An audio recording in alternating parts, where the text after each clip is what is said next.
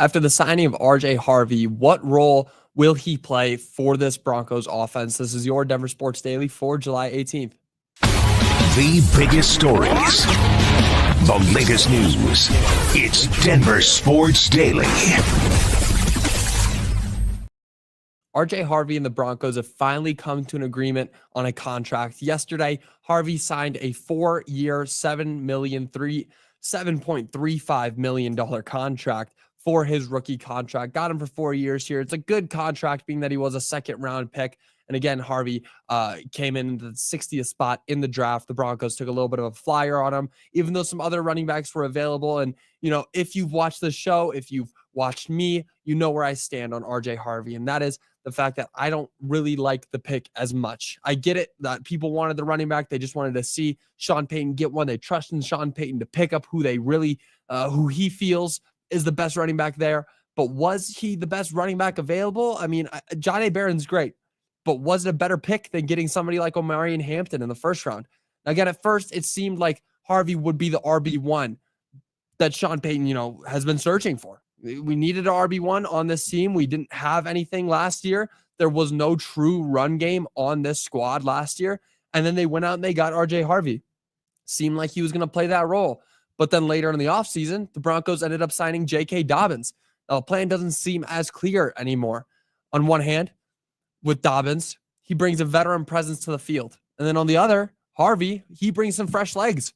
Dobbins is a much more consistent back. He averages over 5 yards per carry in his career and has recorded over 20 touchdowns. He's got 21 touchdowns in his career. So he knows what it's like to play NFL football. RJ Harvey doesn't. Now, Harvey looks like a great receiving back, though. He's small, fast, agile, but that may be a downside to his running game. It sounds weird, but he's far too small, in my opinion, to be a real solid running back. He's 5'8". They had him listed at 200 pounds. That's not a running back size for me. I mean, he's got agility. He's got vision. He's fast. He's got great burst. But other than his pass catching, which his pass catching is incredible, what will he be able to do in the running game? Because what I'm going to see from RJ Harvey, especially during the pass game, if he's not catching the ball, he's not going to be able to pass block as well as some other running backs will. He's too small to hit that A gap. He can't get right up the middle. He's not going to run right through the defensive lineman and the offensive lineman. He's going to bounce it outside, and that's not going to translate to the NFL. So that's where I stand on RJ Harvey. And I'm such a big fan of ground and pound football. They call it classic, call it a old head mindset, but get a fullback in there and rush for 3 yards. That's what you need. Just get somebody who can punch through the A gap. RJ Harvey's not that guy. But with J.K. Dobbins, he could be the RB1. He could be the one out there who can run a little bit stronger, has a veteran presence. But, if Payton continues to use the passing game as much as he did last season, I'd expect Harvey to get more playing time. Now, Harvey was the final rookie to get signed by the team, and we're less than a week away now from training camp.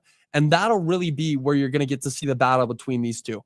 And I don't feel like there's going to be a true starting position. There's going to be differences. You got somebody like J.K. Dobbins who can play a lot of different things as a running back, who can do a lot of things. He's a real Swiss Army knife.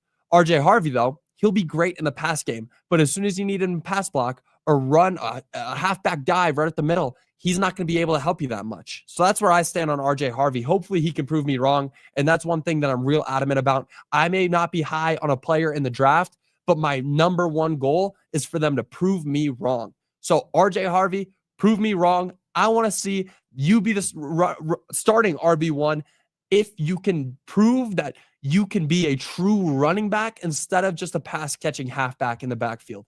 It's not what I want to see. Now, moving on, Patrick Surtain was voted the best cornerback in the league heading into next season. League coaches, executives, and scouts voted Patrick Surtain, the reigning DPOY, as the best cornerback in the league. Of course they did. It really shouldn't be news, because why would they ever rate a different cornerback over the DPOY? He's the DPOY, Defensive Player of the Year. Surtain beat out in order Derek Stingley, Denzel Ward, Trent McDuffie, and Sauce Gardner. Those five were the ones that made up the top five. And last season, Surtain was a monster on the defensive side of the football. Recorded 45 tackles, a forced fumble, a fumble recovery, 4 interceptions, 11 pass breakups, and an electric touchdown where he ran it 100 yards in those old school uniforms. You know what I'm talking about. One of the best plays of the Broncos season last year. And, Surtain led the Broncos to arguably the best defense in the league.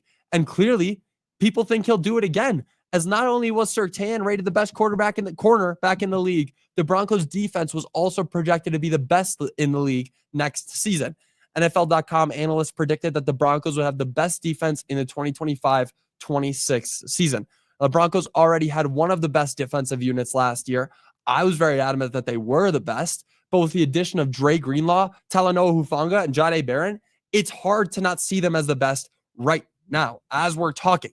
Now, last season, the Broncos allowed only 18 points per game and led the league in sacks with 63. And guess what they did?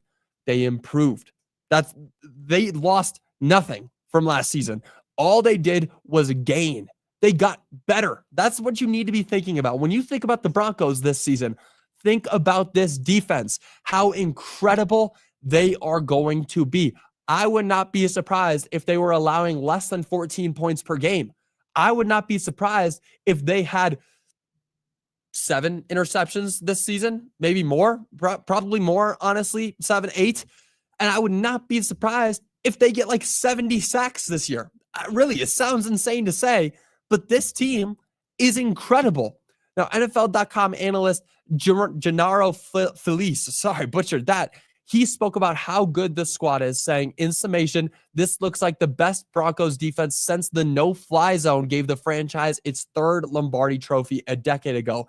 That is some high praise from NFL.com. Comparing this defense right now to the no-fly zone, which everybody knows is one of the best defenses of all time. There's no contesting that. Comparing this defense to that, I would say is very fair. They are looking so good. Every single position on the depth chart you look at and you say, wow, that guy's a stud. You look at any player, anywhere, it's going to be great with this defense on the field. Now, I've been very open on my thoughts on the ability for this team to win a Super Bowl this season. And with this defensive squad, there's not a doubt in my mind that they can end up winning they can do it. They can win a Super Bowl this year because of this defense. Now, that'll do it for your Denver Sports Daily. I will see you guys all on Monday. We are only 5 days away from training camp starting. It's starting on Tuesday. We are right there. Now, that'll do it for your Denver Sports Daily. I'll be back with you guys again on Monday. Until then, y'all have a great rest of your day. Bye, y'all.